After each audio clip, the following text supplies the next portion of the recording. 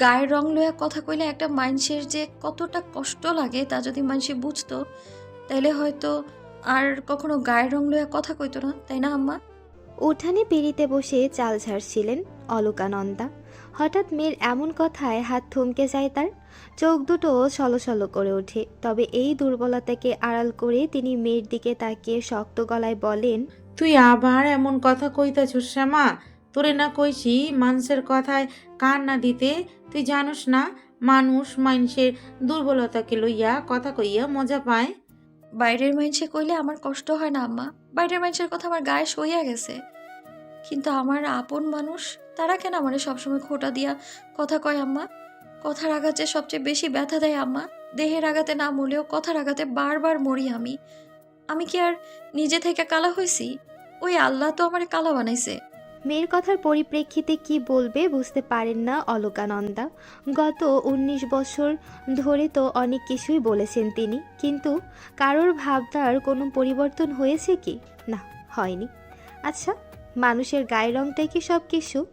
অলকানন্দা বলেন, শোন শ্যামা, এখন কথা সবসময় মনে রাখবি, আল্লাহ কাউরে অসুন্দর বানায় না, মানুষ মানুষেরে অসুন্দর বানায়। আর কেডাই কয় তুই কালা? তুই তো আমার শ্যামা সুন্দরী মাইয়া, যার সৌন্দর্য সবার চোখে পড়বো না, সবাই বুঝবো তোর সৌন্দর্য। মায়ের কথায় নীরব থেকে তাচ্ছিলের হাসি হাসে শ্যামা। জড়সড় হয়ে বসে দুই হাঁটুর উপরে মাথা রাখে। নিঃশব্দে চোখের পানি বিসর্জন দেয় সে। আসরের আজানের ধ্বনি বেজে ওঠে। অলকানন্দা চলে গেছেন রান্নাঘরে, আর শ্যামা একই ভঙ্গিতে বসে মন দিয়ে আজানের ধ্বনি শুনছে। এমন সময় পাশ থেকে কেউ খ্যাক খ্যাক করে চেঁচিয়ে বলে ওঠেন, ওই মাইয়া, আজান দিতেছে, কানে যায় না? অমন সঙ্গের মতো বইসা আসস কে লাগা? আমার ওজোর পানি কেডাই দিব? দাদির কথায় ধরফরিয়ে উঠে দাঁড়ায় শ্যামা। চোখের কোণে জমে থাকা শুকনো পানি আবারও মুছে নেয়। তারপর দৌড়ে যায় অজুর পানি আনতে। পানি নিয়ে ফিরে এসে দেখে দাদি কলপারের বাইরের কাঠের তক্তার উপর বসে আছেন, কপালে ভাঁজ এবং চোখে মুখে একরাশ রাগ নিয়ে। শ্যামা ভয়ে ভয়ে দাদির সামনে গিয়ে অজুর বদনাটা এগিয়ে দেয়। এমন সময় কাকুরি বুড়ি অর্থাৎ শ্যামার দাদি তিরস্কারের সুরে বলে ওঠেন, ওই মাইয়া, তোর তো চেহারায় কোনো শ্রী নাই, তার ওপর আবার সারাটা দিন এমন বারামি মাইনসের নাকান ঝিম ধইরে থাকস। তোর যে কি হইব কেডাই জানে। আজ মকলেস বাড়ি আহুক, তারপর তোর একখান দফা কইরেই সারম। তোরে আর সহ্য হইতেছে না আমার। দাদির কথায় শ্যামার বাড়িয়ে দেওয়া হাত থমকে যায়। গলার শব্দ রুদ্ধ হয়ে আসে, যেন গলায় নিঃশ্বাস আটকে গেছে, দলা পাকিয়ে আছে শ্বাসটুকু। দু চোখ ছলছল করে ওঠে, তবুও মাথা নিচু করে নিজেই নিজেকে সামলে নিয়ে পানির বদনাটা এগিয়ে দেয়। এমন সময় বাড়ির দাওরির কাছ থেকে কেউ উচ্চস্বরে ডেকে ওঠেন, কই গো মকলেছো মিয়া, বাড়ি আসনি? শ্যামা দাদির চোখ চকচক করে ওঠে। তিনি উত্তেজিত হয়ে বলেন, সৈয়দ, ঘটক আইছে যে। ওই সৈয়দ, এইখানে আয়। মকলেস বাড়িতে নাই, তোর লগে আমার কথা আছে, আয়। সৈয়দ ঘটকের কথা শুনে শ্যামা ধক করে ওঠে। এক দৌড়ে চলে যায় রান্নাঘরের দিকে আম্মার কাছে। শ্যামাকে এইভাবে দৌড়ে পালাতে দেখে কাকুরি বুড়ি মুখ বাঁকিয়ে দাঁতের দাঁত চেপে বলে ওঠেন, মাইনসের ঘরে এমন মাইয়া জন্মাই নাই, যারে লুকাইয়া লুকাইয়া রাখন লাগে। এরপর সৈয়দ ঘটকের উদ্দেশ্যে বলেন, ও সৈয়দ, এই মাইয়াডারে যত তাড়াতাড়ি সম্ভব আমার বাড়ি থেকে বাইর করার ব্যবস্থা কর হে। পরে যে আর সহ্য হইতেছে না আমার। কি করবো কও কুড়ি, তোমাকে মায়ার যে গায়ের রং, তাতে তো সম্বন্ধে নিয়ে যাওয়ার আগে সেই সম্বন্ধ ভাঙ্গা যায়। গায়ের রঙের কথা শুনলে না করিয়া দেয় সবাই, দেখার হতো প্রকাশ করে না। তোমাকে বাকি দুইটা মায়ার মতো গায়ের রং হইলে তো পাত্রের লাইন লাগিয়া দিতে পড়তাম। এইটারে বাদ দিয়ে আগে ছোটাটার বিয়া দাও, তারপর এইটার ব্যবস্থা করা যাইব নে। কি কোস? আমি আমার ময়নারে এখন বিয়া দিমু না, আগে এই আপদটারে বিদায় করমু, তারপর আমার ময়নারে অনেক বড় লোক বাড়িতে বিয়া দিমু। তুই এখন যা, ওইটার একটা ব্যবস্থা কর। সৈয়দ ভারী শ্বাস ফেলে হতাশা প্রকাশ করে বলেন, আচ্ছা খুড়ি, আমি দেখতেছি কি করবার পারি, এখন আসি। এদিকে শ্যামা দৌড়ে এসে মায়ের কাছে হুড়মুড়িয়ে বসে, কাপা গলায় বলে, আম্মা, ওই সৈয়দ ঘটক আবার আইছে। দাদি আবার ওনারে ডাকছে আম্মা। অলকা ভ্রুকুসকে খানিক সময় নিয়ে বলেন, তাতে তুই ভয় পাইতাছস কিল্লাই? তোর লগে আমি সব সময় থাকমু। তোর জীবনের সব সিদ্ধান্ত যখন আমি লইছি, তখন তোর জীবনের এই সব থাইকা বড় সিদ্ধান্তটাও আমি নিমু। তোর কেউ কোনো ক্ষতি করতে পারবো না রে মা। শেষের কথাটা মেয়েকে বুকে জড়িয়ে ধরে বলেন তিনি। পাশ থেকে কাকুরি বুড়ি দাঁতে দাঁত পিষে বলে ওঠেন, আদি খেতা দেখলে কাজ হইলা যায়। জন্ম দিছস তো একটা কালো মাইয়া, আরও তো 2টা মাইয়া পেটে ধরছস, ওরা তো এমন কালা হয় নাই। শাশুড়ির কথায় অলকানন্দা শান্ত কণ্ঠে বলেন, মাইয়া জন্ম আমি দিছি, ওর লাইগা আপনারে অত ভাবন লাগবো না। আপনি গিয়া নামাজ পড়া লন। আমি ভাবমু না তো কেডাই ভাববো, বয়স তো কম হইল না। আর গায়ের রঙের যে কেডাই বিয়া করবো ওরে। ছোটবেলা থাইকাই কইতাছি মাইয়াডারে একটু লবণ হলুদে দিয়ে রাইখা ফেলাও, কিছু ধলা হইলে মাইনসে না হয় একটু মানাইয়া নিত। এবার অলকানন্দা রেগে গিয়ে চোখে মুখে হিংস্রতা প্রকাশ করে নিরেট কণ্ঠে বলেন, আবার আপনি এক কথা কইতাছেন?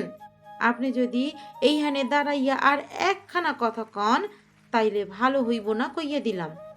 আমার মাইয়া যেমনও তেমনই সুন্দর, কিন্তু আফসোস ওর সৌন্দর্য আপনাকে মতো মানুষের চোখে পড়ে না।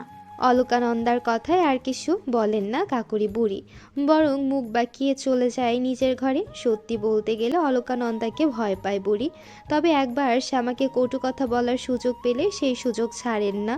মায়ের এত সব কথায় শ্যামা মাকে জড়িয়ে ধরে নরম গলায় বলে, তোমার মতো কইরা সবাই ভাবে না কেন আম্মা? তোমার মতো কইরা যদি সবাই আমারে ভালোবাসতো তাহলে কতই না ভালো হইতো। মায়ের কথায় অলকানন্দা স্মিত হেসে শান্ত কণ্ঠে বলেন, কারণ সবাই যে তোর আম্মা না, সবার মাঝে মাতৃত্ব থাকে না রে। এখন যা দেখি আগে নামাজ পড়া নে। আজান তো অনেকক্ষণ আগেই দিছে। আসরের নামাজ দেরি কইরা পড়ন যায় না। মায়ের কথায় বাধ্য মেয়ের মতো নামাজ পড়তে চলে যায় শ্যামা। এদিকে মেয়ের যাওয়ার দিকে অপলক দৃষ্টিতে তাকিয়ে থাকেন অলকানন্দা। সালটা এখন 1993। শ্যামার বয়স 19। ছোটবেলা থেকেই শ্যামা শান্ত ভীতু স্বভাবের মেয়ে। কারোর দিকে চোখ তুলে তাকিয়ে কথা বলার মতো সাহস নিয়েই ওর। গায়ের রঙের সাথে মিলিয়ে অলকা ওর নাম রাখেন শ্যামা। তবে এই শ্যামলা গায়ের রঙটাই যেন শ্যামার জীবনের কাল। শ্যামার 3 বোন, বাকি 2 বোনের গায়ের রং যেমন দুধে আলতা, রূপ সৌন্দর্যে তেমন সুন্দর। তবে শ্যামার গায়ের রং শ্যামলা হলেও চেহারায় রয়েছে মাধুর্য আর রহস্যের মায়া। মুখখানি কোমল, চোখ দুটো গভীর, যেন দুটো ছোট্ট নদী, যা শ্যামার হৃদয়ের না বলা কথাগুলো প্রকাশ করে। শ্যামার হাসিটা খুব মোলায়েম, নিঃশব্দ ঝর্ণার মতো। শ্যামার এই সৌন্দর্য, এই শ্যামলা ত্বক যেন সন্ধ্যার আলতো আলো। এত স্নিগ্ধ কোমল সৌন্দর্য থাকা সত্ত্বেও শ্যামাকে সবাই বিচার করে ওর গায়ের রং দিয়ে। সন্ধ্যা গড়িয়ে রাত নেমেছে। মাধবপুর গ্রামের চারদিক অন্ধকারে তলিয়ে গেছে। গ্রামের কিছু কিছু বাড়ি ব্যতীত প্রায় সব বাড়িতেই বিদ্যুৎ আছে। শ্যামাদের বাড়িতে বিদ্যুৎ নেই। একে টানাটানির সংসার, তার মধ্যে বিদ্যুৎ থাকাটা বিলাসিতা। হারিকেনের ছিপছিপে আলোয় মায়ের সাথে বারান্দায় বসে আছে শ্যামা। আকাশে তারার মেলা বসেছে আজকে। শ্যামা বাচ্চাদের মতো সেই তারা গুনে হিসাব মিলাতে ব্যস্ত। এদিকে মেয়ের ছেলে মানুষই দেখে মিটিমিটি হাসছেন অলকা। এমন সময় উঠানে কারো পায়ের শব্দ শুনে অলকানন্দা উঠে হারিকেনের আলো বাড়িয়ে দিয়ে এগিয়ে যান। আইসকা আইতে এত দেরি হইল যে? এদিকে বাবার উপস্থিতি টের পেয়ে গুটিয়ে যায় শ্যামা। কালো বলে ওর বাবাও তো ওকে কম অবহেলা করে না। বাবার কোলে কখনো উঠেছিল কি না তাও জানে না শ্যামা। বড় আপা রূপা আর ছোট বোন ময়নাকে বাবা অনেক আদর করে, কিন্তু শ্যামা ওর দিকে তো ফিরেও তাকায় না। এই বাড়িতে একমাত্র মা আর বড় আপাই শ্যামাকে ভালোবাসতো, কিন্তু বড় আপার বিয়ের পর একটা ভালোবাসার মানুষ কমে যায় শ্যামার জীবনে। এই বাড়িতে মা ছাড়া ওকে আর কেউ ভালোবাসে না। ছোট বোন ময়না ওকে দেখে তাচ্ছিল্য করে। বড় আপা আর ছোট বোনের মাঝ থেকে শ্যামা নিজেকে শুধু একটা অস্বস্তি মনে করে। আলোকানন্দার কথার উত্তরে শ্যামার বাবা বলেন, দেরি হইব না, আজ মুকুন্দপুরে হাঁটতে গেছিলাম, এর লেগা দেরি হইছে। দাও আবার গামছাটা দাও, গোসল করে আহি। বলেই গামছা নিয়ে কলতলায় চলে যায় শ্যামার বাবা। অলকাও চলে যায় ভাত বাড়তে। শ্যামা গুটি গুটি পায়ে নিজের ঘরে গিয়ে খাটের উপর বসে পড়ে। শ্যামার বাবা নদী থেকে মাছ ধরে আড়তে বিক্রি করে সংসার চালায়। অনেক সময় টানা পোড়নে হয় এই সংসারে। শ্যামাদের বাড়িটা নদীর একদম পাশে। বাড়িতে 3টা ঘর। সবচেয়ে বড় ঘরটায় শ্যামার বাবা মা থাকেন। একটাতে কাকুরি বুড়ি থাকে, তার ঘরটা তুলনামূলক ছোট। আর একটাতে শ্যামা আর ময়না থাকে। শ্যামার বাবা গোসল করে খাবার খেয়ে খাটের উপর আধশোয়া হয়ে দাঁত খিলাল করছিলেন। এমন সময় কাকুরি বুড়ি ঘরে এসে বলেন, মকলেস, তোর লগে আমার কথা আছে, আমার ঘরে আই। কি কথা আম্মা, এহানি কও। ইহানি কখন যাইব না, দেখা তোরে ঘরে ডাকতেছি, আই ঘরে আই। চোখের ইশারায় কিছু একটা বুঝিয়ে কথাটা বলে কাকুরি বুড়ি। মোকলেস কিছুটা বিরক্ত হলেও মায়ের কথা উপেক্ষা করতে পারে না। তিনি উঠে কাকুরি বুড়ির পিছু পিছু ঘরে যান। ঘরে যেতেই কাকুরি বুড়ি দরজা চাপিয়ে দেয়। বারান্দা থেকে অলকানন্দা সব কিছুই লক্ষ্য করেন, কিন্তু কিছু বলেন না। এটা তো নিত্যদিনের ঘটনা। এখন নিশ্চয়ই শ্যামার বিয়ে নিয়ে ছেলের কান ভাঙাবে কাকুরি বুড়ি। অলকানন্দা মুখে চ সূচক শব্দ করে শ্যামার ঘরের দিকে এগিয়ে যায়। ঘরে গিয়ে দেখে শ্যামা খাটের উপর গুটি সুটি হয়ে বসে জানালা দিয়ে বাইরের আকাশ দেখছে। অলকানন্দা এগিয়ে গিয়ে খাটে বসে বলেন, কি রে মা, ঘুম আইতাছে না? আম্মা তুমি? ওই আমার ঘুম আইতাছে না দেখে বসে আছি। তুমি ঘুমাইবা না? আইজ আমি তোর লগে ঘুমামু। মায়ের কথায় শ্যামার চোখ খুশিতে চিকচিক করে ওঠে। ও লাফিয়ে মায়ের কাছে এসে বলে, সত্যি আম্মা? হ, এখন আয় দেখি তোর মাথায় হাত বুলাইয়া দিয়া তোরে ঘুম পাড়াইয়া দেই। মায়ের কথায় শ্যামা তৎক্ষণাৎ মায়ের কোলে শুয়ে পড়ে। চোখ বন্ধ করে মায়ের গায়ের ঘ্রাণ অনুভব করে। অলকানন্দা মেয়ের মাথায় হাত বুলিয়ে দিতে থাকেন। এদিকে কাকুরি বুড়ি চোখে মুখে চাপা উত্তেজনা নিয়ে নিচু স্বরে মোকলেসকে বলে, তুই এখন এই বাড়ির কর্তা, আর শ্যামা যাই হোক না কেন তোর মাইয়া, তাই কথাগুলো তোরে কইতেই হইব। তারপর কণ্ঠস্বর আরো নিচু করে, যেন বাতাসও শুনতে না পায়। দেখ, তোর বড় মাইয়াটার বিয়ে হইয়া গেছে, আর ছোটটারও বিয়ার বয়স হইছে।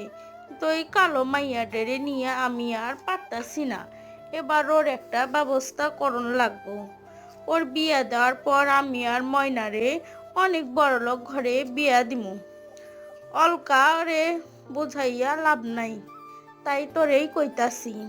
কাকুরি বুড়ি মোকলেসকে আরো অনেক ভংচং বোঝায়, কিন্তু প্রতি উত্তরে মোকলেস কিছুই বলে না, বরং চুপচাপ ঘরে এসে শুয়ে পড়েন।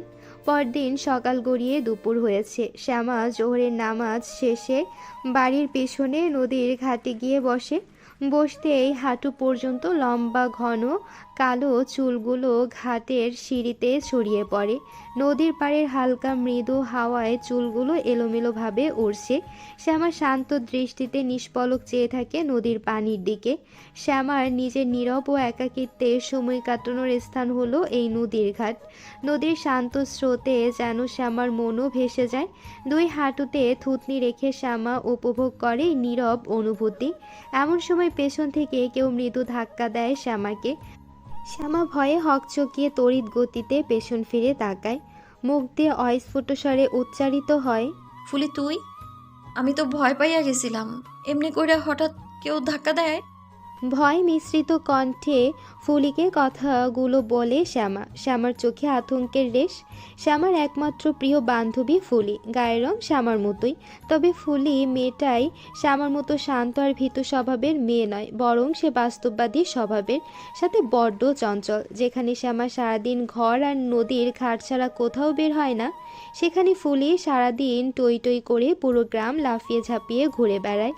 শ্যামার কথায় ফুলি শ্যামার পাশে বসতে বসতে বলে, তুই এত ভয় পাস কেন? হ্যাঁ, আর কি এমন ভাবনাই ডুইবা আসিলি যে আমার আসার শব্দ শুনতে পাইলি না? তুই তো কইস আমি নাকি ধপাস ধপাস কইরা হাঁটি। আমি তো ঠিকই কই। তোর ধূপধাপ হাঁটনের আওয়াজ শুই না আমার মনে হয় ওই যেন ভূমিকম্প হইতাছে। ঠোঁট টিপে হাসি আটকে বলে শ্যামা।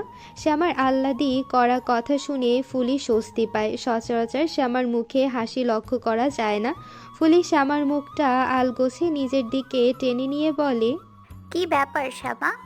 আজকাল তোর নাকটা একটু বেশিই ঘামতেছে। তুই জানোস যার নাক ঘামে তার নাকি স্বামী খুব বেশি আদর করে। আমাগো জামাইবাবু মনে হয় তোর একটু বেশি বেশি মনে করতেছে। বলতে বলতে ফুলি মুখ চিপে খিকখিক করে হাসতে শুরু করে দেয়।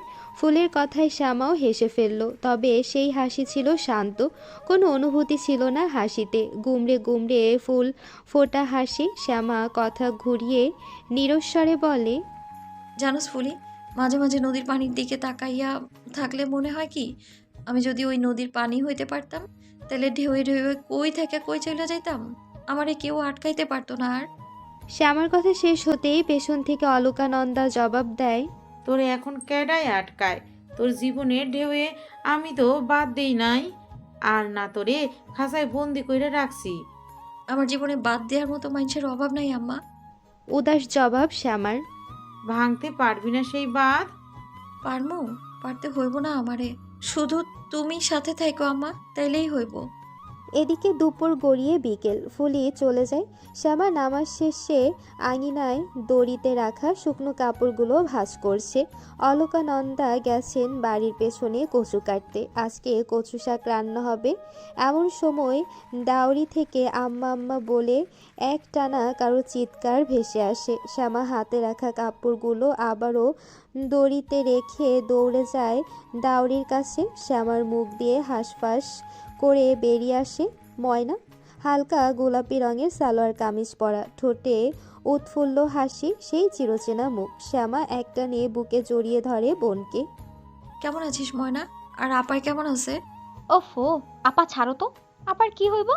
হ্যাঁ, ভালো আছে। তুমি এই ব্যাগগুলো লইয়া যাও, ঘরে গিয়ে রাখো।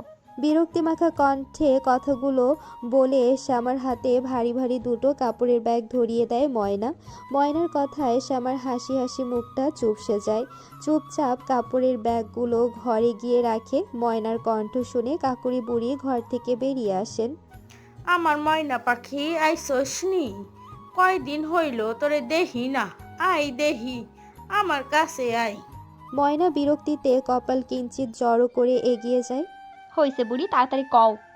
তোরে কতবার কইছি না বুড়ি কইবি না? হ্যাঁ দাদি হয় তোর। মায়ের কথায় শুকনো ঢোক গেলে ময়না ঘাড় ঘুরিয়ে তাকিয়ে দেখে পেছনে অলোকনন্দা দাঁড়িয়ে আছেন হাতে বাটি নিয়ে। মায়ের হাতে বাটি দেখে চোখ গোল গোল হয়ে যায় ময়নার। কাপা কাপা কণ্ঠে বলে, আমি আর বুড়ি কমু না আম্মা। বারান্দায় দাঁড়িয়ে সবটা দেখে শ্যামা। কচু কেটে এসে সোজা ময়নার কাছে এসেছিলেন অলকানন্দা। হাতের বটিটাও রাখেননি। আর মায়ের হাতে এই বটি দেখে ময়না ভয়ে কাঁপছে।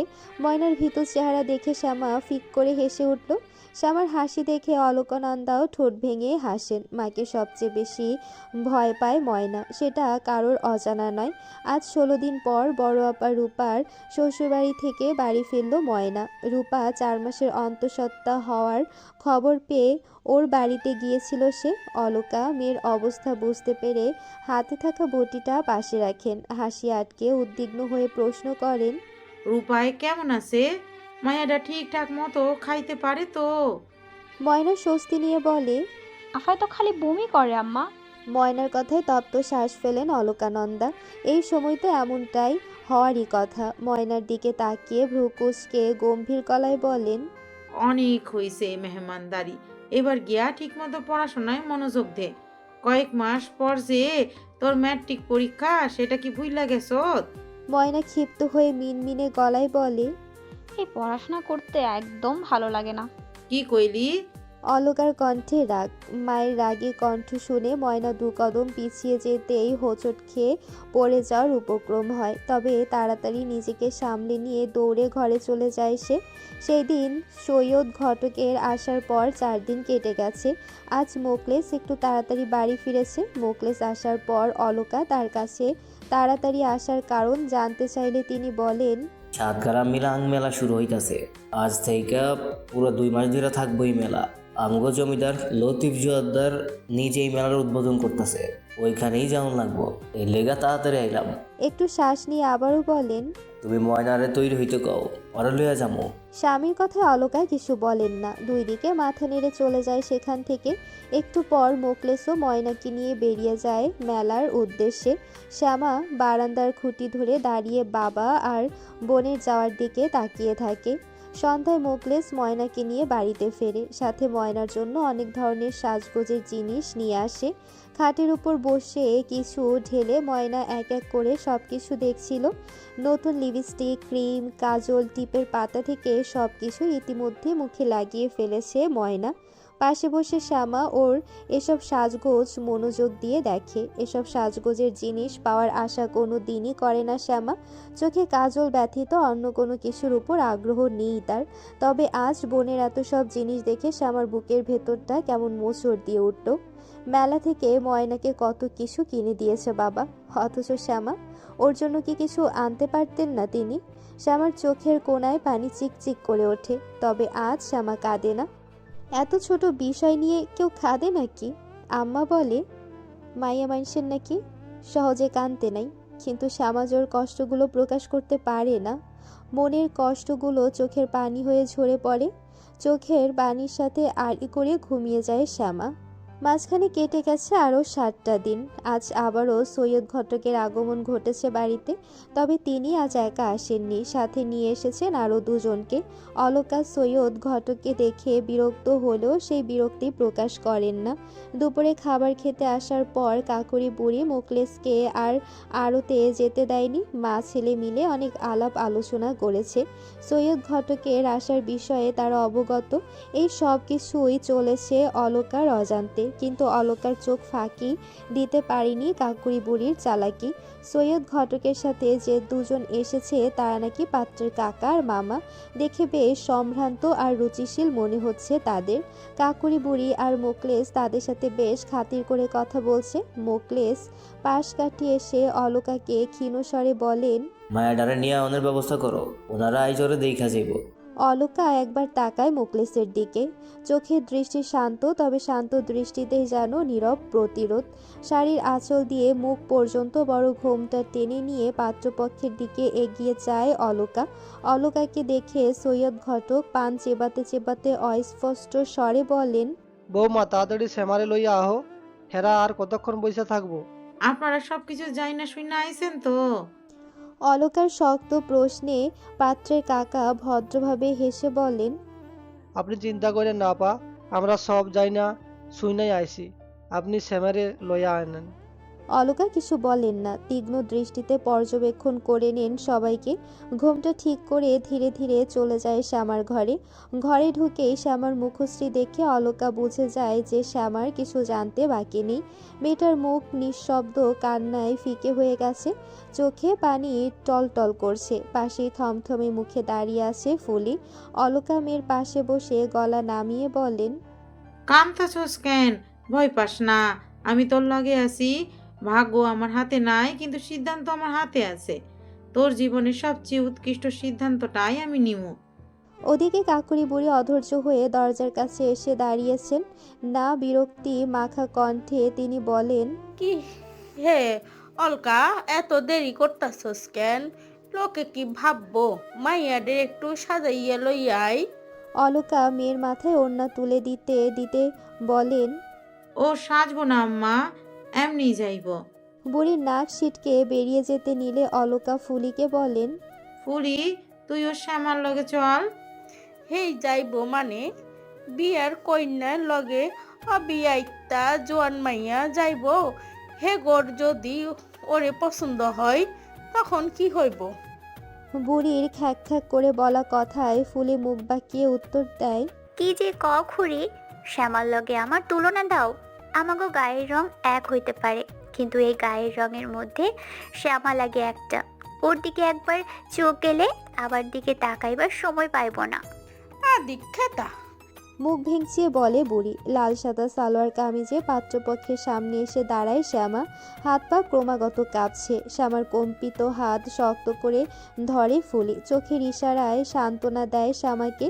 লজ্জা ও ভয়ে মাথা নুয়ে আছে শ্যামা। চেহারায় কোনো সাজগোজ প্রসাধনী নেই। তপ্ত দুপুরের রোদে চারিদিক খা খা করছে। প্রচণ্ড গরম পড়েছে এবার। রোদের তাপে মাটি ফেটে চৌচির। ধরলা নদীর পানি অনেকটা শুষে নিয়ে নিজের তৃষ্ণা মিটিয়েছে সূর্যি মামা। তবুও যেন ক্ষান্ত হননি তিনি। নিজের সবটুকু তেজ বাড়িয়ে দিয়ে শোষণ করছে ধরণীকে। অন্য সময়ে খাটের সিঁড়িতে বসে নদীর পানিতে পা ডুবিয়ে বসে থাকা যেত, কিন্তু এখন ঘাটের সিঁড়ি থেকে কয়েক স্তর নিচে নেমে গেছে সেই পানি। গাছের পাতাগুলো যেন একে অপরের সাথে ছামছি লতা খেলছে। কারোর আগে কেউ নড়লেই আউট হয়ে যাবে। এই আউট হওয়ার ভয়ে গাছের একটা পাতাও নড়ছে না। মাটিতে খালি পায়ে হাঁটা দায় হয়ে গেছে। মাটি এখন গরম তাওয়ার মতো হয়ে আছে। একটুখানি তেল দিয়ে ডিম ভাজাও যাবে বোধহয়। এতক্ষণ ঘাটের সিঁড়ির উপরের বড় আম গাছটার নিচে বসেছিল শ্যামা। তবে এই গরমে আর সেখানে বসে থাকা যাচ্ছে না। বিরক্তিতে মাথার ভেজা চুলগুলো খোপা বেঁধে উঠে দাঁড়ায় শ্যামা। একবার আকাশের দিকে তাকায়। না, বৃষ্টি আসার কোনো লক্ষণ নেই। রোদ থেকে বাঁচার জন্য মাথার উপর ওড়নাটা ছাতার মতো করে নিয়ে দৌড়ে বাড়ির ভেতরে ঢুকে পড়ে সে। ঘরে গিয়ে দেখে এই গরমেও চিটপটাং হয়ে শুয়ে বেঘরে ঘুমাচ্ছে ময়না। গরমেও কোনো হেলদোল নেই। ফর্সা মসৃণ মুখটা ঘামে চিকচিক করছে। শ্যামার শরীরও ঘেমে একাকার। বিছানার পাশ থেকে হাত পাখাটা নিয়ে বোনকে কিছুক্ষণ বাতাস করে ঘর থেকে বেরিয়ে আসে শ্যামা। মায়ের ঘরে গিয়ে দেখে ঘরে মা নেই, হয়তো নামাজ শেষ করে বেরিয়েছে। ঘর থেকে বেরিয়ে এদিক ওদিক চোখ বুলিয়ে মাকে খুঁজতে থাকে শ্যামা। রোদের কারণে ঠিকমতো চোখ মেলে তাকানো যাচ্ছে না। চোখে অন্ধকার নেমে আসছে। শ্যামার ঘোলা চোখের দৃষ্টি হঠাৎ থেমে যায় বারান্দার এক কোণে রোদে বসে থাকা অলকার দিকে। রোদ ছাপিয়ে চোখ বড় বড় করে তাকাতে ভেতরটা ছ্যাদ করে ওঠে। এলোমেলোভাবে দৌড়ে যায় মায়ের কাছে। নিজের ছায়া দিয়ে যথাসম্ভব মাকে রোদ থেকে আড়াল করার চেষ্টা চালিয়ে যায়। অলকা দুই হাঁটুতে মুখ গুজে বসে আছেন এই রোদের মধ্যে। শ্যামা হাঁটু ভেঙে বসে মায়ের দুই বাহু ঝাঁকিয়ে হাঁসফাঁস করে মাকে ডাকে। আম্মা, ও আম্মা, কি হয়েছে তোমার? এখানে এমনি বসে আছো কেন আম্মা? ও আম্মা, ওঠো না। মেয়েটাকে নড়ে চড়ে বসে অলকা। ক্লান্ত দৃষ্টি তুলে তাকায় মেয়ের দিকে। অলকার ফর্সা মুখশ্রী রোদের তাপে লাল হয়ে গেছে। চোখ দুটো দিয়ে যেন আগুন ঝরছে। মায়ের এমন চেহারা দেখে শ্যামা ঠোঁট ভেঙে কেঁদে দেয়। ক্রন্দনরত ভেজা কণ্ঠে আবারও বলে, কি হয়েছে তোমার আম্মা? এই কাঠ ফাটা রোদের মধ্যে তুমি কেন এমনি বসে আছো? অলকা কিছুক্ষণ মেয়ের মুখের দিকে তাকিয়ে থেকে শান্ত কণ্ঠে জবাব দেয়, আমার কিছু হয় নাই মা, মনে হয় ভিতরে ভিতরে জ্বর বইতাছে। মাঝে মাঝে শরীরটা কেমন কাঁপুনি দিয়ে উঠে, তাই এইখানে রইদে বইসা আসছিলাম। মায়ের কথায় শ্যামার কান্নার বেগ কমে যায়। একটু শান্ত হয়ে মাকে জড়িয়ে ধরে ফুপিয়ে ওঠে মেয়েটা। অলকা উঠে মেয়েকে নিয়ে বারান্দায় বসেন। মেয়েকে বারান্দার নিচে বসিয়ে ওকে মাথাটা নিজের কোলে রেখে এক হাতে হাত পাখা দিয়ে বাতাস করতে থাকেন।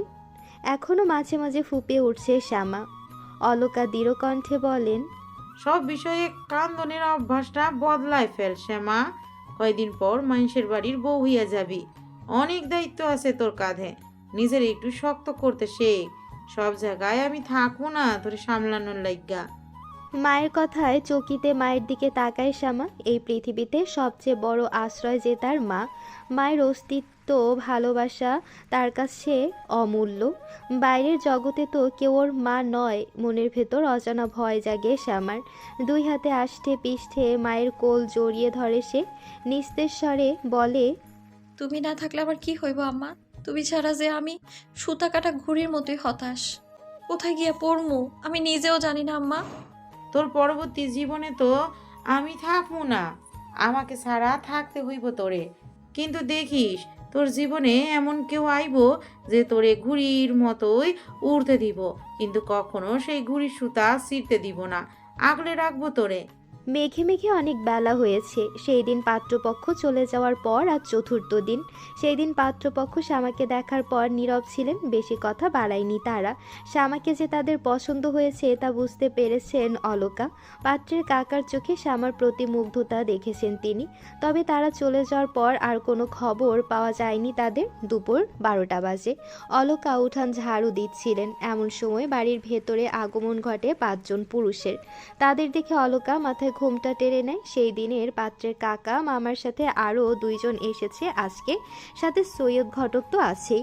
হঠাৎ ওনাদের আগমনে অলকা একটু অপ্রস্তুত হয়ে যায়। বারান্দায় বৈঠকের ব্যবস্থা করা হয় তাদের। কিছুক্ষণের মধ্যে মোকলেসও বাড়িতে আসে। সৈয়দ ঘটক আগেই খবর পাঠিয়েছিল মোকলেসকে। অলকা সম্মানের সহিত তাদের আপ্যায়নের ব্যবস্থা করেন।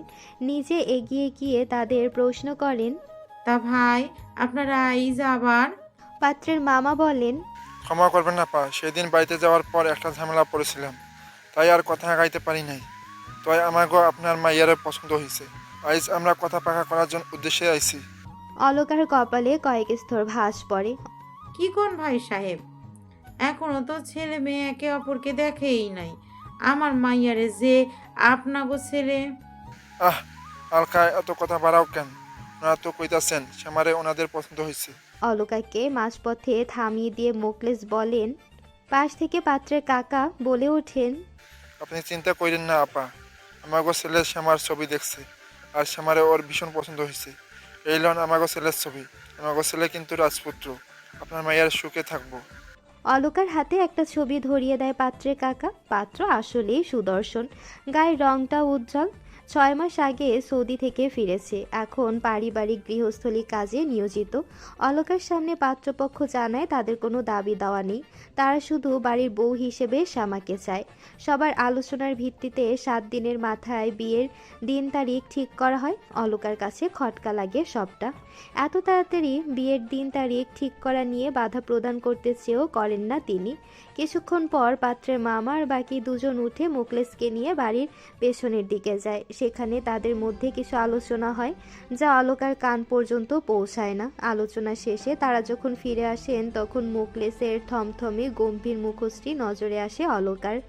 তাদের আসার পর পাত্রের কাকা বলেন, তাইলে আইজ আমরা উঠি। আমাগো বৌমারে এই 7 দিন আপনাগো হেফাজতে রাইখা গেলাম। পাত্রের কাকার কথায় অলকার ভেতরটা ছ্যাদ করে ওঠে, গলা ভারী হয়ে আসে তার। আর শুধুমাত্র 7 দিন, তারপর শ্যামা তাকে ছেড়ে চলে যাবে। তাকে সব সময় আর আম্মা আম্মা বলে ডাকবে না। ভেতরটা কেমন শূন্য হয়ে যায় অলকার। যে মেয়েকে কখনো চোখের আড়াল করেনি সেই মেয়ে কিনা একেবারে দূরে চলে যাবে। যে মেয়েকে এতদিন আগলে রাখলো সেই মেয়ে কিনা এখন অলকার কাছে আমানত। অজান্তেই চোখের কান নিসবে এক ফোঁটা জল গড়িয়ে পড়ে।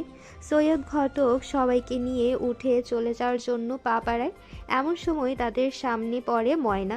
সবে স্কুল থেকে ফিরেছিল সে। ময়নাকে দেখে পাত্রের মামা চোখ সরু করে পা থেকে মাথা পর্যন্ত পর্যবেক্ষণ করে নেয়। এদিকে তার এমন দৃষ্টি নজর এড়ায় না অলকার।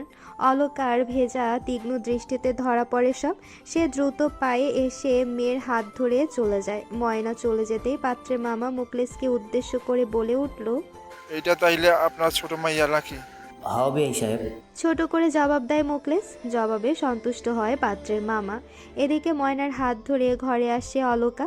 ঘরে আসতেই নজর যায় শ্যামার দিকে। গুটিসুটি মেরে দাঁড়িয়ে আছে মেয়েটা, চিবুক গলায় নামানো, চোখের পাপড়িগুলো ভেজা, কোমল মুখশ্রী মলিন হয়ে আছে। অলকা ময়নার হাত ছেড়ে এগিয়ে যায় শ্যামার দিকে। এদিকে হাত ছাড়া পেতেই ময়না কাঁধের ব্যাগটা ধপাস করে রাখে খাটের উপর। মায়ের হাত থেকে পাত্রের ছবিটা ছো মেরে নিয়ে নেয়। ময়নার হঠাৎ কাণ্ডে শ্যামা এবং অলকা দুজনেই চকিতে তাকায় ওর দিকে। ময়না হা করে তাকিয়ে আছে ছবির দিকে। ছবির দিকে তাকিয়ে অবাক দৃষ্টিতে বলে, আরে বাহ আম্মা, এই ব্যাডার লগে আপার বিয়ে হইব? এটা তো পুরাই সিনেমার হিরোর লাগা মতন দেখতে। আপার গায়ের রঙের সাথে একদমই মানাইব না। বলতে বলতে থেমে যায় ময়না আর চোখে তাকায় মায়ের দিকে। মায়ের রাগে দৃষ্টি নজরে আসতেই ছবি রেখে দৌড়ে পালায় ঘর থেকে। ময়না চলে যেতে অলকা দুপাশে মাথা নেড়ে একটা দীর্ঘশ্বাস ফেলেন। এগিয়ে গিয়ে বসেন খাটের উপর। শ্যামাকে ইশারায় বসতে বলে তার পাশে। শ্যামা পাশে বসতেই অলকা আলগোছে হাত ধরে মেয়ের। দেখ মা, তোরে একদিন না একদিন বিয়া দেওনই লাগতো। মাইয়ারা তো কখনো বাপের বাড়িতে থাকুনের লাইগা জন্মায় না। আমি জানি সব কিছু একটু বেশি তাড়াতাড়ি হইয়া গেছে, কিন্তু যা হয় ভালোর জন্যই হয়। সেই দিন আমি বুঝতে পারছিলাম ওনারা তোরে পছন্দ করছে, তাই তোর কাদের মামারে দিয়া খোঁজ করাইছি। ওনারা অনেক সম্ভ্রান্ত পরিবারের মানুষ, কেউ ওনাগো বিষয়ে কোনো কটু কথা কয় নাই। ছেলেও অনেক ভালো শুনছি, আগে সৌদিতে থাকতো, হ্যাঁ নাম মানিক। তোর ছবি দেখাই পছন্দ করছে, তার উপর ওদের কোনো দাবি নাই, ওরা শুধু তোরে চায়। জানিস ওনারা আমারে কি বইলা গেল? ওনারা কইল তুই নাকি এই 7 দিনের জন্য আমার কাছে অমানত। 7 দিন পর ওনারা ওনাদের অমানত বুঝা নিব। গত 19টা বছর ধইরা তোরে আগলায় রাখছি আমি, আর এই 7 দিনে কিনা তুই পর হইয়া যাবি? অলকার কণ্ঠ কাঁপছে, চোখ টলমল করছে। এক মুহূর্তের জন্য নিস্তব্ধ হয়ে যান তিনি। শ্যামা মাথা নিচু করে বসে আছে, চোখে জল তার। অলকা কাপা হাতে মেয়ের গাল ছুঁয়ে দেয় পরম আবেশে। অলকার মন বলে, আমি যদি পারতাম তাহলে সারা জীবন তোরে বুকের ভেতর আগলায় রাখতাম রে। কেউ তোরে আমার কাছ থেকে দূরে নিয়ে যাইতে পারতো না। অলকার মনের কথা মনেই মিলিয়ে যায়, চোখে পানি অথচ ঠোঁটে হাসি নিয়ে অলকা বলে, মনে রাখিস মা, তুই তোর মায়ের গর্ব। তুই আমার থেকে দূরে চইলা যাইবি ঠিক, কিন্তু তোর ছায়াটা প্রতিটা মুহূর্তেই আমার নিঃশ্বাসে থাকবো। মায়ের দোয়া কখনো বিফলে যায় না। দেখিস তোর ঘর হইব তোর সুখের নীড়।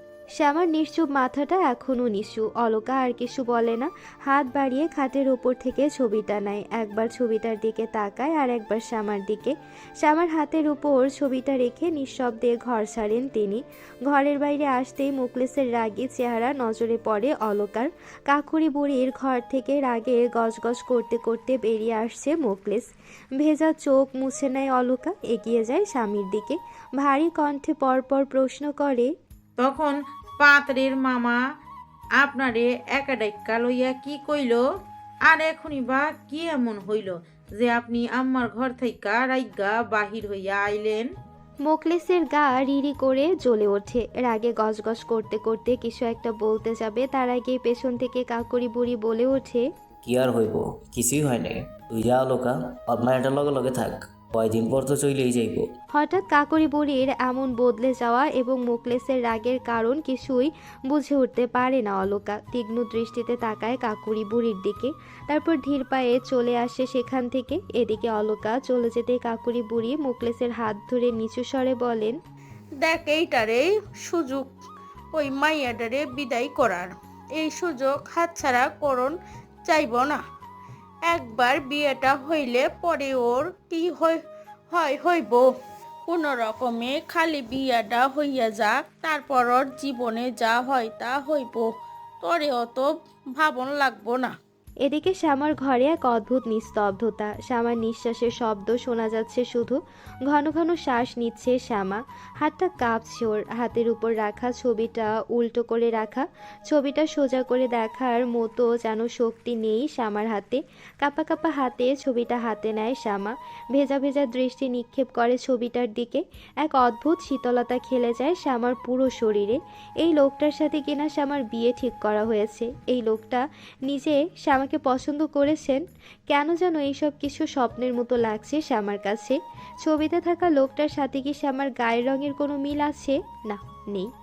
ময়না তো ঠিকই বলেছে, শ্যামার গায়ের রঙের সাথে একদম মানাবে না এই পুরুষটিকে। আর কিছু ভাবে না শ্যামা। ছবিটার দিকে তাকিয়ে অজান্তে শ্যামার ঠোঁটের কোণে এক চিলতে হাসি ফুটে ওঠে। সত্যি কি এখন শ্যামা সুন্দরীর জীবনের নতুন অধ্যায় শুরু হতে চলেছে? শ্যামা কি নতুন ঘরের নতুন সুখের নীড়ে সংসার বাঁধতে চলেছে? দেখতে দেখতে কেটে গেছে 6 দিন। কাল শ্যামার বিয়ে, আজ গায়ে হলুদ। মোকলেসের সামর্থ্যের চেয়েও খুব ছোট পরিসরে বিয়ের আয়োজন করা হয়েছে, যাকে বলে একেবারে ঘরোয়াভাবে হচ্ছে শ্যামার বিয়ে। আশেপাশের সব জায়গা বলা যায় পুরো গ্রামে ছড়িয়ে পড়েছে বিয়ের খবর। সকাল 10টা বাজে, আর একটু পর শ্যামাকে হলুদ লাগানো হবে। নিয়ম অনুযায়ী গায়ে হলুদের পর বিয়ে না হওয়া পর্যন্ত মেয়েদের নাকি বাড়ির বাইরে বের হতে নেই, দোষের হাওয়া লাগে। তাই হলুদের আগে শেষবারের মতো নিজের সবচেয়ে প্রিয় স্থান নদীর ঘাটে এসে বসেছে শ্যামা। সাথে আছে প্রাণপ্রিয় বান্ধবী ফুলি। ঘাটের দুই দিকে দুই প্রান্তে বসেছে দুজনেরই মুখ ভার, কারোর মুখে কোনো কথা নেই, দৃষ্টি অদূরে সীমাবদ্ধ। সামনে বহমান নদী, গায়ে ঠান্ডা বাতাস, নদীর পানির কলকল ধ্বনি ভেসে আসছে। শ্যামা চুপ করে জল রেখার দিকে তাকিয়ে আছে। ফুলি এবার তাকায় শ্যামার দিকে। শ্যামার কোমল হৃদয়ের উথাল পাথাল ঢেউ বুঝতে বাকি নেই ফুলির।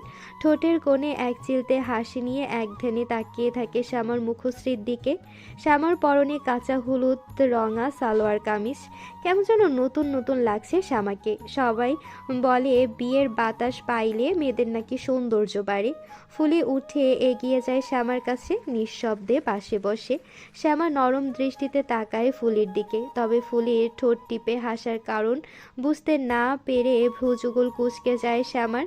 নিজের দিকে একবার তাকিয়ে নিজেকে পর্যবেক্ষণ করে নেয় শ্যামা, পর মুহূর্তে বলে, আমার দিকে তাকায়া অমনি হাসতেছস কেন? তোকে তো দেখি এখন থাইকাই কেমন বউ বউ লাগতেছে শ্যামা। তোর গায়ে আমি কেমন নতুন বউ বউ গন্ধ পাইতেছি। এইটা আবার কেমন কথা? ফুলি শ্যামার মুখের দিকে অনেকটা ঝুঁকে ফিসফিসিয়ে বলে, এইটাই তো কথা নতুন বউ। তুই জানোস কালকে কি হইব? তোর বিয়া হইব। বিয়া মানে কি বুঝোস? তোকে আর মানিক বদনের ছবির দিকে সাইডটা ঠাকুর লাগবো না। প্রতিদিন মানিক বদনের ছবি লুকাইয়া লুকাইয়া দেখা, মুচকি মুচকি হাসা, সব কিছুই কিন্তু আমি দেখছি। ফুলের কথায় শ্যামা খানিক লজ্জা পায়। নাজুক চেহারাটা লজ্জায় লাল হয়ে যায় শ্যামার। ফুলি ঠোঁট চেপে আবারও বলে, আহারে আমার লজ্জাবতী সখী রে, কাল তোর লজ্জা কই যাইব? আয় হাই, ভাবতে আমার কেমন যেন লাগতেছে। শ্যামা ঠোঁট ফুলিয়ে মাথা নিচু করে ফুলিকে বলে, দেখ ফুলি, ভালো হইব না কিন্তু। তরে না আমি আর কোনোদিন কিছু কমু না। শ্যামার বোকা বোকা কথায় ফুলি এবার ঠোঁট প্রসারিত করে হেসে ফেলে। এমন সময় পেছন থেকে কারো কণ্ঠ ভেসে আসে। শ্যামা। চেনা কণ্ঠে শ্যামার নাম শুনে ফুলি আর শ্যামা দুজনেই হকচকিয়ে পেছনে ফিরে তাকায়। ঘাটের ওপরে সিঁড়িতে দাঁড়িয়ে আছে রূপা। রূপাকে দেখে শ্যামার ঠোঁটে প্রশান্তির হাসি ফুটে ওঠে। মুহূর্তেই বসা থেকে উঠে দৌড়ে যায় আপার কাছে। আপাকে জড়িয়ে ধরে সে। বোনের পরশে ফিরে পাওয়া ভালোবাসার এক আশ্রয় খুঁজে পেয়েছে যেন। কেমন আছো আপা? কতদিন হইলো তোমারে দেখি না। এতদিনে তোমার আসার সময় হইলো বুঝি? রূপা আলতো হেসে বোনের মাথায় হাত রাখে মিহিস্বরে বলে, আমিও তো তোরে কতদিন ধরে দেখি না রে। তোর এই মায়া ভরা মুখটা দেখার লাইগা আমার ভেতরটা কেমন ছটফট করে তুই জানিস? শ্যামা এবার রূপাকে ছেড়ে দেয়, চোখ তুলে ঠিকমতো তাকায় রূপার দিকে। নদীর পাড়ে নরম রোদের ঝিলিক এসে পড়েছে রূপার উজ্জ্বল মুখশ্রীতে। আবেগ ও উত্তেজনার বশে রূপার গর্ভাবস্থার কথা বেমালুম ভুলে গিয়েছিল শ্যামা। রূপার গেটের দিকে তাকাতেই চোখ মুখে আবারও হাসি ফুটে ওঠে শ্যামার। রূপার গর্ভাবস্থায় 5 মাসে পড়েছে, পেটটা কেমন ফুলে উঠেছে। শ্যামা হাত রাখে রূপার পেটের উপর। আপা, আপা তুমি মা হইবা আপা? রূপা উপর নিচ মাথা ঝাঁকিয়ে শ্যামার হাতের উপর হাত রাখে, তারপর ফুলির দিকে তাকিয়ে মিষ্টি হেসে বলে, কেমন আছিস ফুলি? আমি ভালো আছি আপা, ভালো থাকবো নাই কেন? আমার শ্যামা যে বিয়া। ফুলের মুখে বিয়ের কথা শুনে শ্যামা লাজুকতায় মাথা নিচু করে নেয়। শ্যামাকে দেখে রূপা আর ফুলি একে অপরের দিকে চাওয়াচাই করে ঠোঁট কামড়িয়ে হাসতে থাকে। হাসতে হাসতেই রূপার চোখ চিকচিক করে ওঠে। শ্যামার দিকে এক দৃষ্টিতে তাকিয়ে থাকে সে। শ্যামার থেকে মুখ ফিরিয়ে চোখের পানি আটকে নিজেকে শান্ত করে নেয়। ঠিক তখনই পেছন থেকে কারো কর্কশ গলায় হাক ডাক ভেসে আসে, এই শ্যামা, তুই এখনো এইখানে আসোস? হলুদের সময় হইয়া গেছে, তোর যে বিয়া সেই খেয়াল আছে? তিনজনই একসাথে চকিতে তাকায়। ততক্ষণে মোকলেসের বড় বোন মোমেনা তাদের সামনে এসে দাঁড়িয়েছে। শ্যামার যেদিন বিয়ে ঠিক হয় ঠিক তার পরের দিনই মোমেনা তার 12 বছরের ছেলেকে নিয়ে হাজির হয় এই বাড়িতে। তবে উদ্দেশ্য শ্যামার বিয়ে নয়, বরং স্বামীর সাথে ঝগড়া করে বাড়ি থেকে বেরিয়ে এসেছেন তিনি। এটা প্রায় ঘটে থাকে, মাসে 2 থেকে 3 বার মাতাল স্বামীর সাথে ঝগড়া করে বাড়ি থেকে বেরিয়ে আসেন তিনি। আরে ফুপু, তুমি কোন দিন আইছো? রূপার কথায় ওর দিকে তাকায় মোমেনা। তাকাতে প্রথমে নজর যায় পেটের দিকে, নাক সিটকায় মোমেনা, মুখে বলে, আমি তো কয়দিন হইল আইছি, কিন্তু তুই আউনের লগে লগে এই অবস্থা এইখানে চইলা আসছত, ভয় তোর নাই মনে? তারপর শ্যামার দিকে তাকিয়ে খ্যাক খ্যাক করে বলে, আর এই মাইয়া, তোরে না 1000 বার বারণ করলাম ঘাটে আইবি না, ওই দিকে মানুষজন আইয়া পড়ছে, চল আমার সাথে। বলেই শ্যামার হাতে হাঁচকা টান দেয় মোমেনা। শ্যামা হুমড়ি খেয়ে পড়ে যেতে নেয়, তবে হাত ধরে আগলে নেয় রূপা। শক্ত কণ্ঠে বলে, সে আমার হাত ছাড়ো ফুপু, আল্লাহ পা দিছে ওরে, হাঁটতে পারে ও হাইটা চইলা যাইতে পারবো। মোমেনা শ্যামার হাত ছেড়ে মুখ বাঁকিয়ে বিড়বিড় করতে করতে বাড়ির ভেতর চলে যায়। শ্যামা রূপার দিকে তাকিয়ে হাসে, তবে হাসিতে উচ্ছ্বাস নেই। সে ধীরে ধীরে বাড়ির দিকে পা বাড়ায়। বাড়ি ভর্তি লোকজন, হইচই আর হুল্লোড়। অল্প খরচে হলেও মেয়ের বিয়েতে অলকা কোনো কমতি রাখতে দিচ্ছেন না। এদিক ওদিক ছোটাছুটি করছেন তিনি। গ্রামের বুড়িরা এসে জট পাকিয়েছে শ্যামাকে ঘিরে, শুরু করে দিয়েছে তাদের গীতের আসর। উঠানের এক কোনায় চৌকিতে বসানো হয়েছে শ্যামাকে। পরনে হলুদ রঙা নতুন থানের শাড়ি, লম্বা ঘন কালো চুলগুলো মাঝ দিয়ে সিথি করে খুলে রাখা, ঘাড়ে একটা গামছা ঝোলানো। শ্যামা মাথা নিচু করে বসে আছে। উঠানে ঠিক মাঝখানটায় সুন্দর করে আলপনা আঁকা হয়েছে। কাঁচা হলুদ আর চন্দনের ঘ্রাণে ভরে উঠেছে চারপাশ। শ্যামাকে এখানে কেউ হলুদ লাগায়নি, সবাই অপেক্ষা করছে অলকার জন্য। নিয়ম অনুযায়ী মেয়ের গায়ে সবার আগে মা হলুদ ছোঁয়ায়, তারপর সবাই। অলকা গুটি গুটি পায়ে এসে দাঁড়ায় ভিড়ের মাঝে। শ্যামার নরম কোমল মুখশ্রীর দিকে তাকাতেই বুকের ভেতর ধক করে ওঠে। তিনি একটা শুকনো ঢোক গিলে এগিয়ে যান। বুকের ভেতরটা কেমন শূন্য শূন্য অনুভব হয় অলকার। মেয়েকে নিয়ে অজানা ভয় গ্রাস করে তাকে। অলকা হাতে একটু হলুদ নিয়ে ছুঁয়ে দেয় মেয়ের গালে। মায়ের পরশ পেয়ে চোখ তুলে তাকায় শ্যামা। চোখে পানি টলটল করছে শ্যামার। টুপ করে কয়েক ফোঁটা পানি গড়িয়ে পড়ে গাল বেয়ে। অলকা নিজেকে সামলাতে পারে না আর। শাড়ির আঁচলে মুখ চেপে দৌড়ে চলে আসেন সেখান থেকে। মা চলে যেতেই শ্যামার গলা দিয়ে ক্ষীণস্বরে বেরিয়ে আসে, আম্মা, যেও না আম্মা। তবে কোলাহলে সেই কথা মিলিয়ে যায়। একে একে সবাই হলুদ মাখায় শ্যামাকে। হলুদের পর গোসল করিয়ে লাল হলুদ রঙের মিশ্রণের একটা শাড়ি পরানো হয় শ্যামাকে। শ্যামার ভেজা চুলগুলো গামছা দিয়ে এখনও বেঁধে রাখা। উঠানের মধ্যে ছোট বাচ্চারা কালি দিয়ে মাখামাখি করছে।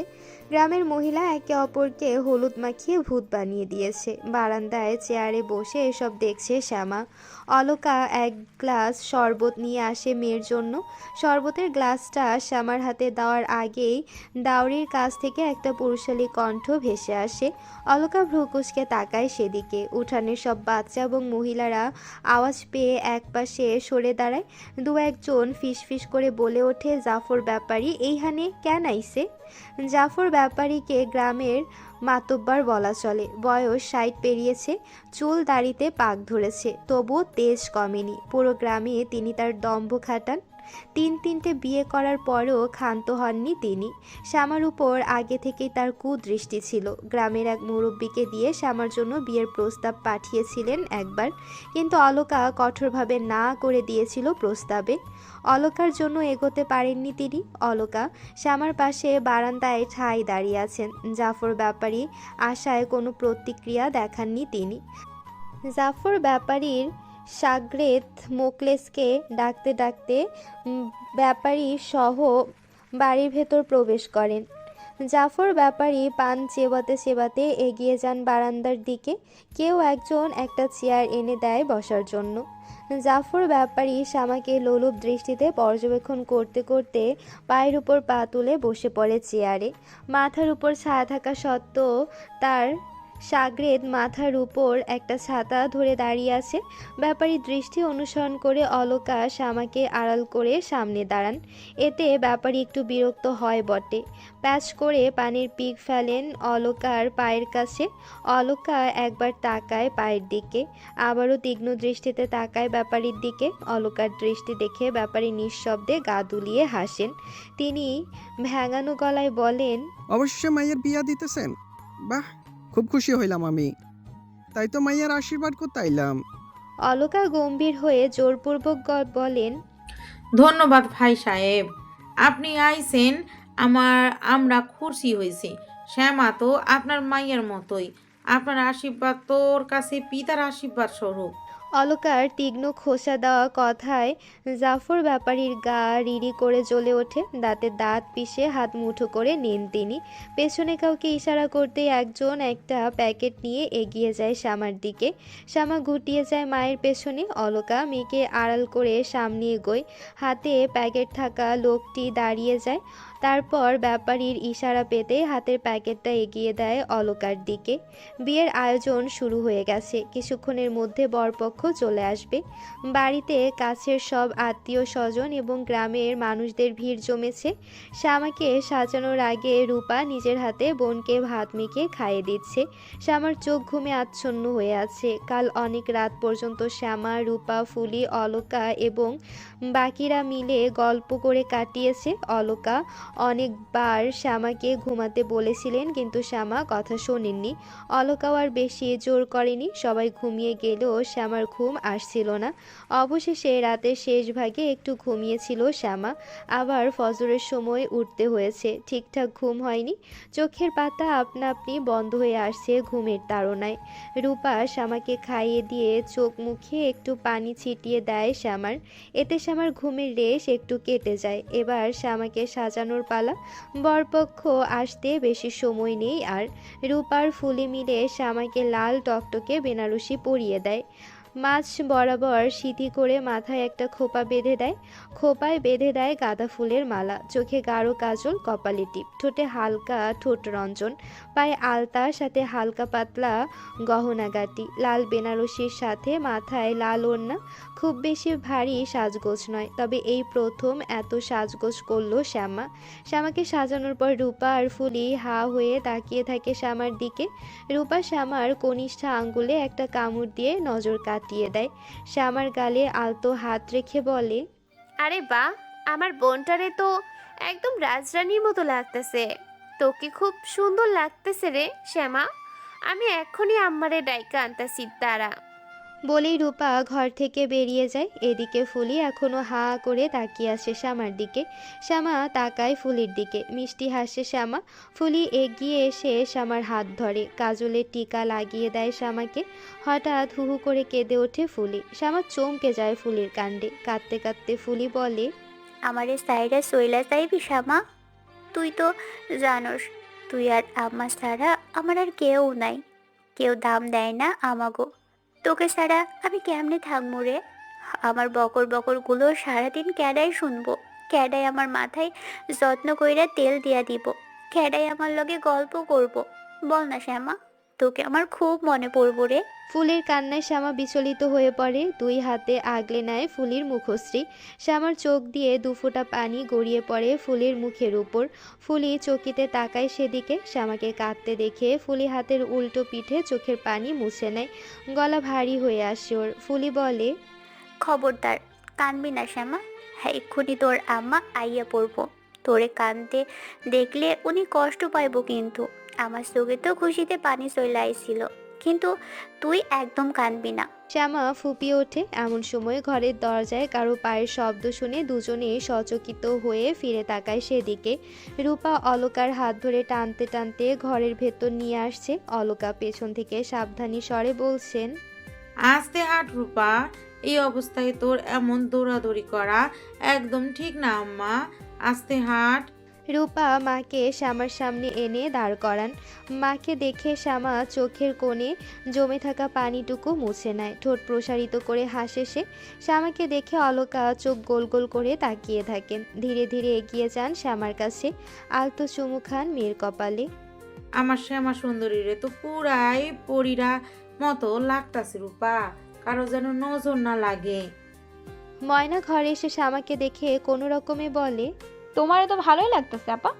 সবাই তাকায় ময়নার দিকে। এই প্রথম শাড়ি পরেছে ময়না, সাথে ভারী সাজগোজ। এমনিতেই ময়না সুন্দরী, তার উপর এত সাজগোজে আরো অনেক সুন্দর লাগছে ওকে। অলকা গম্ভীর গলায় বলেন, তুই এত সাজগোজ করছস কেন? তুই জানিস না এইসব আমার পছন্দ নয়? কেন আম্মা, আপারে তো সাজুগুজু করছে, তুমি আপারে তো কিছু কইলা না। ওর আইজ বিয়া, তাইও সাজছে। ময়না ফোঁস করে নিঃশ্বাস ছেড়ে ঘর থেকে বেরিয়ে যায়। শ্যামা চোখ সরিয়ে মায়ের দিকে তাকিয়ে বলে, আমার সত্যি ভালো লাগতেছে আম্মা। নিজেরে দেখিস নাই এখনো?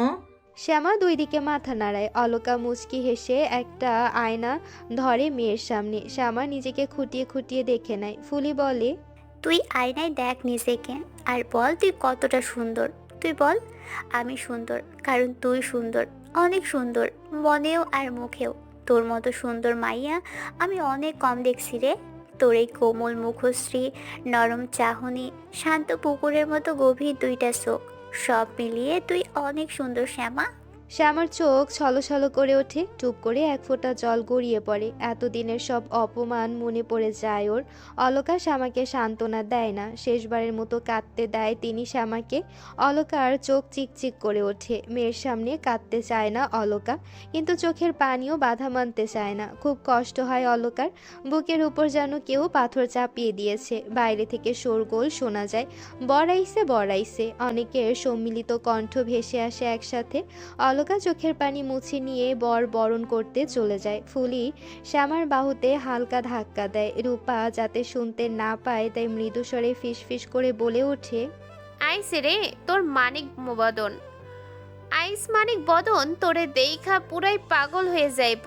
বলেই ফিক করে হেসে দিয়ে দৌড়ে ঘর থেকে বেরিয়ে যায় ফুলি।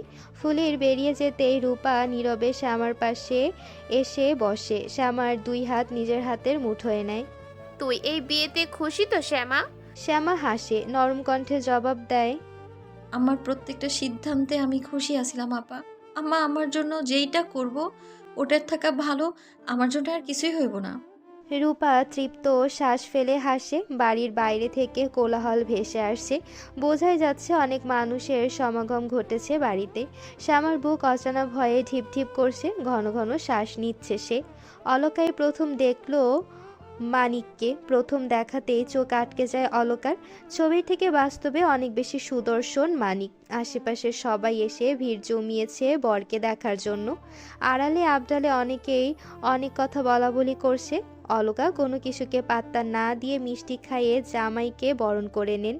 রঙিন কাপড়ে ঘেরা একটা জায়গায় চৌকির উপর মানিককে বসানো হয়। প্রথম থেকেই মানিকের থমথমে মুখশ্রী নজরে আসে অলকার। তিনি পাত্রপক্ষের সবার বসার জায়গা করে দেন। শুরু হয় তাদের আপ্যায়ন। পাত্রপক্ষ আসার পর থেকে মোকলেসের দেখা মিলছে না। কাকুরি বুড়ি তো সেই দুপুরে ঘরের ভেতর ঢুকেছেন আর বের হননি। অলকাও ওনাকে বের করার চেষ্টা করেননি। কিছুক্ষণ পর মোকলেসের দেখা মেলে। পাত্রের মামার সাথে এক কোণে কিছু একটা বিষয় নিয়ে আলোচনা করছে মোকলেস। অলকা এগিয়ে যান সেদিকে। অলকাকে দেখে পাত্রের মামা এবং মোকলেস দুজনেই তাদের কথা থামিয়ে দেয়। অলকা পাত্রের মামার সাথে কুশল বিনিময় করেন, তবে তার আচরণ এবং কথাবার্তা অলকার কাছে কেমন যেন লাগলো। মনে হলো পাত্রের মামা কোনো কিছু নিয়ে অসন্তুষ্ট। অলকা তাকে উদ্দেশ্য করে বলেন, কি হয়েছে ভাই সাহেব? আমাদের আয়োজনে কি আপনাকে পছন্দ হয় নাই? অলকার প্রশ্নের কোনো উত্তর করেন না পাত্রের মামা। তিনি একবার মোকলেসের দিকে তাকিয়ে সেখান থেকে হাত গুটিয়ে চলে আসেন। অলকা মোকলেসকে কিছু জিজ্ঞেস করতে গেলে তিনি ওর আগের দৃষ্টিতে অলকার দিকে একবার তাকিয়ে সেখান থেকে চলে আসেন। বিয়েবাড়ির হই হুল্লোড় কেটে গেল কিছুক্ষণ। বরপক্ষের প্রায় সবারই খাওয়া দাওয়া শেষ। এবার বিয়ে পড়ানোর পালা। কাজী মাওলানা সবাই হাজির বিয়ে পড়ানোর জন্য। পাত্র তখন থেকে সেই এক ভঙ্গিতে বসে আছে। কাজী বিয়ে শুরু করতে চাইলে পাত্রের মামা বারবার বারণ করছেন তাকে। অলকার মন কেমন কু গাইছে। অস্থির হয়ে যাচ্ছেন অলকা। বারবার মোকলেসের সাথে পাত্রের মামা কোনো কিছু নিয়ে তর্ক করছেন সবার আড়ালে। এবার মোকলেস কাকুরি বুড়ি আর পাত্রের মামাকে গেটের বাইরে যেতে দেখে পাত্রের কাকা বিয়ে শুরু করার হুকুম হুকুম দেন। কাজী সাহেব বিয়ের জন্য সমস্ত কিছু তৈরি করে ফেলেন। এবার শুধু পাত্রীর সম্মতি নেওয়ার পালা। প্রথমে শ্যামার সম্মতি নেওয়ার জন্য কাজী সাহেব এবং মাওলানা সহ বাকিরা উঠে দাঁড়ায়। শ্যামা ঘরে খাটের মাঝ বরাবর গুটিসুটি হয়ে বসে আছে। অলকা আশেপাশে চোখ বুলিয়ে মোকলেসকে খুঁজতে থাকে, কিন্তু তাকে না পেয়ে নিজেই সবাইকে নিয়ে এগোয় ঘরের দিকে। সবাই বারান্দায় পা ফেলতেই একটা হুঙ্কার শুনতে পায়। থামো সবাই, এই বিয়ে হইব না। এক মুহূর্তেই পুরো বিয়েবাড়ি নিস্তব্ধ। কোলাহলপূর্ণ বিয়েবাড়ি যেন মরার বাড়িতে পরিণত হয়ে গেল। সবার পাগুলো বারান্দাতেই আটকে আছে। একই সাথে সবাই ফিরে তাকালো পেছনে। পাত্রের মামা দাঁড়িয়ে আছেন, রীতিমতো রাগে হিস হিস করছেন তিনি। পেছনে নতজানু হয়ে দাঁড়িয়ে আছে মোকলেস। পাত্রের কাকা শুকনো একটা ঢোক গিলে তাকালো অলকার দিকে। অলকা কিছুই বুঝতে পারছেন না, হঠাৎ কেনই বা পাত্রের মামা বিয়ে আটকালেন। মাওলানা সাহেব গলা খাকারি দিয়ে বলে উঠলেন, বিয়ের মতো এমন শুভ কাজে বাধা দেওয়ানের মানে কি সাহেব? কাজী সাহেবও তাল মিলিয়ে বললেন, ঠিকই তো। দেখেন ভাই, এই বিয়া পড়ানোর লাইগা সেই কখন থাইকা অপেক্ষা কইরা বসে আছি, আর অপেক্ষা করতে পারছি না। আমগরতেও বাড়িও ফিরতে হইব নাকি? শুভ কাজে দেরি করতে নাই, চলেন তো তাড়াতাড়ি কাজটা সাইরা ফেলাই। আপনার কি কানে খাটো নাকি? একবার কইলাম না এই বিয়ে হইব না। হইব না মানে হইব না। ওই মাইয়ার আমরা ঘরে তুলবো না। পাত্রের মামার রুষ্ট কণ্ঠ। কারোর মুখে কোনো রা নেই। বিয়ে বাড়ির সকল আত্মীয় স্বজন, পাড়া প্রতিবেশী মুহূর্তে সবাই জড়ো হয়ে গেল একদিকে। অলকা কিংকর্তব্য বিমূঢ় হয়ে গেলেন। মস্তিষ্ক কাজ করছে না তার। সব কিছুই তো ঠিক ছিল, তাহলে এখন এসব কি হচ্ছে? তিনি জিভ দিয়ে অধর ভিজিয়ে বলেন, এসব কি কইতেছেন বিয়াই সাহেব? বিয়া হইব না মানে? এটা কেমন মস্করা করতেছেন আপনি? আপনারা তো নিজেরাই বিয়া ঠিক করছিলেন, তাইলে কেন বিয়া হইব না?